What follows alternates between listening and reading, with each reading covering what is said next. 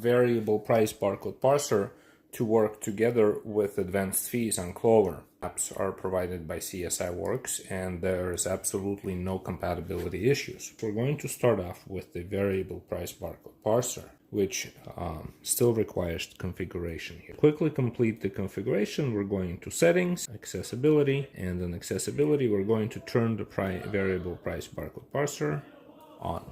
Once that's on, we're ready to use it. We're going to use this label here, this one, and it's for Buffalo New York steak. Now, to make sure we have this item, I'm going to my inventory and I'm going to enter the product code 284.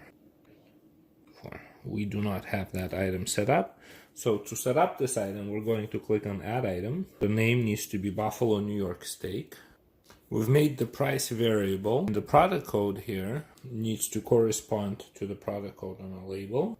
That 200284. Save. And now we have this item. So if we go to the Register app and we scan this item, we'll get a New York steak, $17.93. There it is, $17.93, and we also get our large party fee triggered by the advanced fees, which was already configured.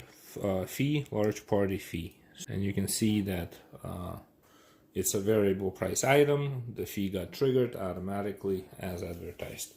Thank you.